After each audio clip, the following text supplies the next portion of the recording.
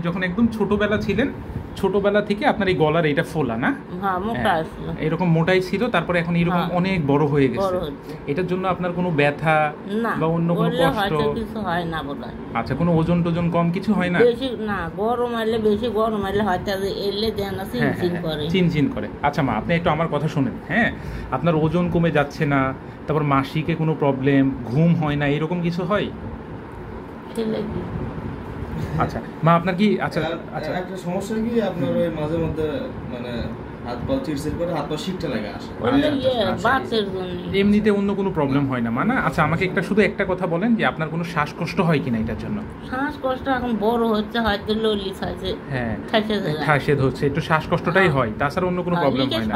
হয়েছে না, ইয়া হয় আচ্ছা আচ্ছা, তাছাড়া অন্য কোনো প্রবলেম নেই? না, খাদ্য আচ্ছা, লিখতে কোনো আচ্ছা, অসুবিধা এটা নেই। হচ্ছে ক্লিনিক্যালি মাল্টিনোডিউলার গয়টার। হ্যাঁ, মাল্টিনোডিউলার গয়টার কি জিনিস? গয়টার মানে আমাদের গলার সামনে থাইরয়েড গ্ল্যান্ড আমারও আছে, আপনারও আছে।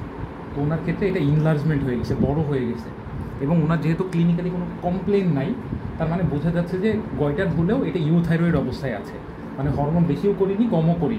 হ্যাঁ, এখন ওনার এটা দেখেন, এখন এত বড় সাইজ, প্রথম কথা কসমেটিক্যালি খারাপ লাগে, আর দ্বিতীয় কথা হচ্ছে যে একটা পর্যায়ে যে ওনার ট্রাকিয়া, আমাদের যে শ্বাসনালী আছে, এটার উপরে চাপ দেবে, তখন ওনার শ্বাসকষ্ট হবে সিভিয়ার পর্যায়ে। হ্যাঁ, তো এই দুইটা কমপ্লিকেশন। হ্যাঁ।